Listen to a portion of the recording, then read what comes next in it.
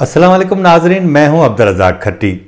Senate के इंतखाबात में अब तकरीबन 2 दिन बाकी हैं। 3 मार्च को सुबह जो है वो सेनेट इंतखाबात होंगे। पीडीएम की जमातों ने ये इंतखाब मुश्तरका तौर पर लड़ने का फैसला किया है और अब तक जो पीडीएम की जमातों की हिकमत अमली थी उससे वाज़े लगता है कि हुकूमत की परेशानियों में इजाफा हो गया है। दूसरी जानिब इस्टेब्लिशमेंट की जानिब से जिस तरह पूरे सियासी मामलात से खुद को अलग करने की निशानियां मिलती हैं, उसने भी पीडीएम की ताकत में इजाफा किया है, हुकूमत को कमज़ोर किया है। अब जब बाकी 2 दिन हैं तो एक तरफ तो पीडीएम ने पंजाब में ये जो सेनेट इंतखाबात का सारा मार्का था वो सर कर लिया है। सिंध में कहा जा रहा है कि कोशिश ये की जा रही है कि तहरीक इंसाफ को और एमक्यूएम को पीपल्स पार्टी की जानिब से ये ऑफर दी गई है कि अगर वो इंतखाबात लड़ने से पहले इस तरह कोई सीट एडजस्टमेंट कर लें ताकि एक सीट जो है वो एमक्यूएम को दे दी जाए और इसी तरह 1 से 2 सीटें तहरीक इंसाफ को मिल जाएं, तो जो 11 नशस्तें हैं उनमें से पीपल्स पार्टी जो है वो 8 नशस्तें ले ले और 3 नशस्तें इन 2 जमातों को दे दी जाएं, तो भी वहां जो सारी सूरत हाल हल हो जाएगी। और उसका सबब ये बताया जा रहा है, मेरी सिंध में मुख्तलिफ लोगों से बात हुई तो कह रहे हैं कि एमक्यूएम के जो अरकान हैं उन्हें अपनी पार्टी के मुस्तकबिल के हवाले से भी तहफ़्फ़ुज़ात हैं। उन्हें इस बात का भी अंदाज़ा है कि आने वाले दिनों में न जाने क्या सूरत हाल बने। तहरीक इंसाफ के अंदर बहुत सारे दड़े हैं और उसके नतीजे में तहरीक इंसाफ के जो एमपीएस हैं वो भी बेयकीनी का शिकार हैं। अब अगर इलेक्शन सेनेट के एडजस्टमेंट के बगैर 3 तारीख को होते हैं तो ऐन मुमकिन है कि इन दोनों जमातों को शायद कोई एक सीट भी न मिल सके। यही सबब है कि मरकजी सतह पर इस बात पर गौर किया जा रहा है कि मकामी सतह पर कोई इस तरह एडजस्टमेंट की जाए कि पीपल्स पार्टी को अपने हिस्से की सीटें मिल जाएं, जबकि जो 2 जमातें हैं वो भी ले लें, क्योंकि ये जो वहाँ पर छोटी जमातें हैं उन्हें इस बात का खौफ ज़रूर है कि अगर वहाँ सीट एडजस्टमेंट नहीं हुई तो मुमकिन है कि पैसों के लेन देन में शायद जो उनको मिल रहा है वो भी ना मिल सके। इसी तरह पख्तूनख्वा के अंदर भी बड़ा कामयाब सेटअप पीडीएम ने बना लिया है। अब जो सबसे मामला जो अहम है वो है इस्लामाबाद की यूसुफ रजा गिलानी की सीट, जिस पर मुकाबला डॉक्टर अब्दुल हफीज शेख से है। पहली बार इस सीट की अहमियत इसलिए ज्यादा हो गई है कि जनरल नशस्त पर कामयाबी के इम्कानात तो देखे जाएं तो तहरीक इंसाफ के हैं, क्योंकि वहां उनकी जमात को सादा अक्सरियत हासिल है, लेकिन इत्तेहादियों और खुद तहरीक इंसाफ के जो नाराज अरकान हैं उनका वोट हुकूमत के उम्मीदवार को मिलने के चांस नजर नहीं आ रहे। और यही सबब है कि तहरीक इंसाफ के अंदर अरकान की इस बगावत ने हुकूमत को परेशान कर दिया है। अब अगर तहरीक इंसाफ का उम्मीदवार डॉक्टर अब्दुल हफीज शेख सेनेट इंतखाबात में शिकस्त खा जाता है तो आप समझें कि इमरान खान तहरीक इंसाफ के जो सरबराह हैं वो कौमी असेंबली में अपनी अखलाकी हैसियत खो देंगे। अपोजिशन उनके खिलाफ एक नया पेंडोरा बॉक्स खोलेगी और फौरी तौर पर वजीर आजम इमरान खान से ये मुतालबा किया जाएगा कि वो एतमाद का वोट ऐवान से लें। लेकिन आज जो हमारी जराए से बात हुई है, आज हम इस पर बात करते हैं।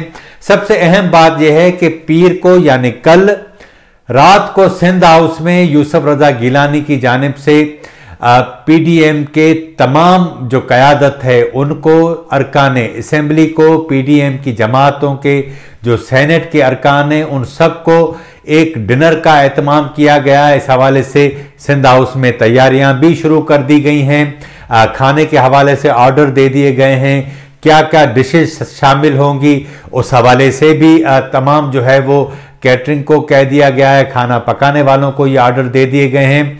लेकिन ये इज्तिमा इसलिए अहम होगा कि इसमें तमाम जो अरकान हैं उनको कहा गया है कि वो शरीक हों। आसिफ अली जरदारी इस्लामाबाद पहुंचने वाले हैं, बिलावल भुट्टो जरदारी इस्लामाबाद के अंदर मौजूद हैं। मरीम नवाज शरीफ का कहा जा रहा है कि कल वो पहुंच जाएंगी। मौलाना फजल रहमान यहाँ पर मौजूद हैं, जबकि जो दीगर जमातों के कायदीन हैं वो जो नहीं है इस्लामाबाद में, वो भी कल पहुंच जाएंगे। तो ये एक बहुत बड़ा इज्तिमा होगा, लेकिन हुकूमत की जानिब से जो उम्मीदवार हैं डॉक्टर अब्दुल हफीज शेख, उनकी तरफ से अभी तक दावत के एहतमाम के हवाले से कोई खबर नहीं आई। जरूर उनको दावत करनी पड़ेगी, लेकिन अब कहां कहां फॉल्ट लाइन है हुकूमत का जो अक्सरियत है उसमें, कहा यह जा रहा है कि पीर साहब पगाड़ा की जो है वो यूसुफ रजा गिलानी के साथ करीबी रिश्तेदारी है। इसी तरह जहांगीर तरीन की यूसुफ रजा गिलानी के साथ करीबी रिश्तेदारी है। ये जो खानदान हैं वो अपनी अपनी जमातों के पर न सिर्फ असरअंदाज होते हैं, बल्कि उनका पाकिस्तान के सियासी मंजरनामे पर भी एक बहुत बड़ा असर है। पीर साहब पगाड़ा की रिश्तेदारी की वजह से आप अंदाजा कर लें कि जीडीए के जो वोट हैं कौमी असेंबली में, उनके जो है वो हुकूमत को नहीं लेकिन उनके मिलने के इम्कानात हैं। पंजाब में पीपल्स पार्टी, नून लीग और पीएमएल-क्यू ने जो मिल मिला के सेटअप बनाया, उसमें असल में क्यू लीग के साथ हुकूमत एक धोखेबाजी करने जा रही थी। चौधरी परवेज इलाही इस सारे मंसूबे को टाइमली समझ गए और उन्हें अंदाजा था कि ये एंड टाइम पर कोई मुमकिन है, क्योंकि इतनी हमारी वहां पर नशस्तें नहीं हैं जितनी एक सेनेट के उम्मीदवार के लिए नशस्तें पंजाब असेंबली में चाहिए। हुकूमत की जानिब से जो लिस्ट बनाकर अपने एमपीएस की दी गई थी, क्यू लीग को इस बात का खौफ था कि ये लोग मुख्तलिफ जमातों से पैसे लेकर वहां जो है वो वोट दे देंगे, हमारे उम्मीदवार को नहीं देंगे और उसके नतीजे में हम ये सीट हासिल नहीं कर सकेंगे।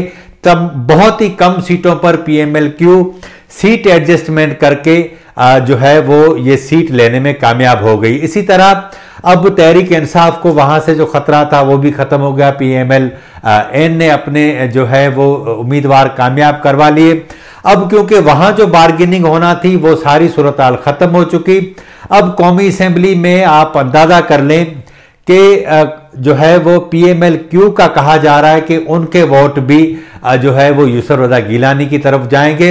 वैसे कहा यह जा रहा है कि 12 वोट जो हैं वो अगर हुकूमत के इस तरफ आ जाएंगे तो यूसुफ रजा गिलानी जीत जाएंगे, लेकिन हमें जराए ने यह बताया कि यूसुफ रजा गिलानी चाहते हैं या पीडीएम की जमातें चाहती हैं कि कम से कम 12 से 14 वोटों की लीड जो है वो ली जाए, यानी मजीद लिए जाए, ताकि हुकूमत को 24 वोटों का नुकसान हो। तो ये सारा प्लान है, लेकिन इस सारी सूरत हाल के अंदर जो सबसे अहम बात है वो ये है कि कहा यह जा रहा है कि अगर तहरीक इंसाफ यहां से शिकस्त खा जाती है तो इमरान खान का रद्द अमल क्या होगा। जरा ये बताते हैं कि जिस तरह इस्टेब्लिशमेंट ने इस सारे मामला से खुद को अलग किया है, उसका भी एक सबब है। उसका सबब यह है कि पीडीएम की क़यादत ने जिस तरह इस्टेब्लिशमेंट को अपने जलसों में तकारीर के अंदर लताड़ा, जिस तरह मियां नवाज शरीफ ने नाम लिए, जिस तरह मौलाना फजल रहमान उनको ललकारते रहे, जिस तरह मरीम नवाज उनको ललकारती रहीं, जिस तरह बिलावल भुट्टो जरदारी वोट पर डाका नामंजूर के नारे लगाते रहे, उसका नतीजा ये निकला कि एक तो पहले ही इस्टेब्लिशमेंट के अंदर आर्मी चीफ की जानिब से जो अपने मुद्दत मुलाजमत में जो मजीद 3 साल की तोसी ली गई थी, उस हवाले से जो है वो तहफ़्फ़ुज़ात तो थे, लेकिन फौज का एक चेन ऑफ कमांड का सिस्टम है, इसलिए वहां से चीज़ें बाहर नहीं आती, लेकिन उसके बावजूद ये रिजर्वेशन वहां ज़रूर थी। लेकिन अब जब हुकूमत की नालायकियां बढ़ती जा रही हैं, उसकी नाअहलियों की वजह से इन तमाम जमातों का निशाना इस्टेब्लिशमेंट को बनाया गया, तो उसके नतीजे में इस्टेब्लिशमेंट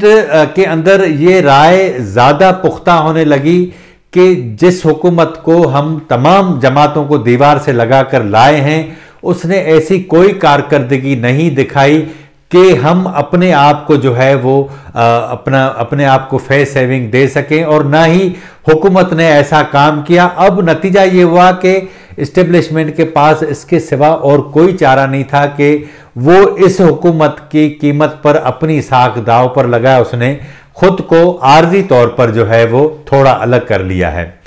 अब जब थोड़ा उन्होंने अलग कर लिया है तो उसके नतीजे में ये हुकूमत थी, उसकी जो पूरी जो कश्ती है वो अब डानवाडोल होती नजर आ रही है। इस सियासी सूरत हाल का आप अंदाजा लगा लें कि अगर यूसुफ रजा गिलानी जीत जाते हैं तो फौरी तौर पर अपोजिशन की जानिब से वजीर आजम से न सिर्फ इस्तीफा का मुतालबा किया जाएगा, लेकिन कहा यह जा रहा है कि उन्हें कहा जाएगा कि वो एतमाद का वोट लें। लेकिन एक बार फिर इस्टेब्लिशमेंट को जो है वो आजमाने के लिए पहले पंजाब में तहरीक अदम एतमाद लाई जाएगी उस्मान बोजदार के खिलाफ।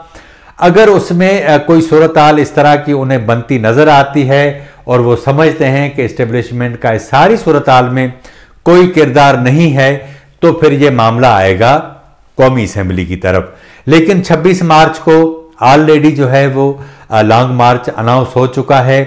इस सारी सूरत हाल में एक बात आप जहन में रख लें कि अगर हुकूमत नाकाम हो जाती है तो पीडीएम की ताकत में इजाफा हो जाएगा, और हुकूमत अगर कामयाब हो गई तो फिर लॉन्ग मार्च को रोकने के लिए हुकूमत आखिरी हद तक चली जाएगी और उसके बाद फिर इंतकामी कार्रवाइयों का नया सिलसिला शुरू हो जाएगा। यही सबब है कि पीडीएम को अंदाजा है कि पत्ते किस तरह खेलना है। शायद यही सबब था कि इनकी हिकमत अमली की वजह से इस्टेब्लिशमेंट थोड़ा पीछे हटी है, तो सूरत हाल आपके सामने आ गई है। आज के प्रोग्राम में इतना ही। अगर आपको हमारा प्रोग्राम अच्छा लगा हो तो हमारे चैनल को ज़रूर सब्सक्राइब करें, लाइक करें, शेयर करें और अपनी राय का इज़हार ज़रूर करें, ताकि आने वाले दिनों में हम अपने इस प्रोग्राम को मज़ीद बेहतर बना सकें। मुझे इजाज़त दीजिए। अल्लाह हाफ़िज़।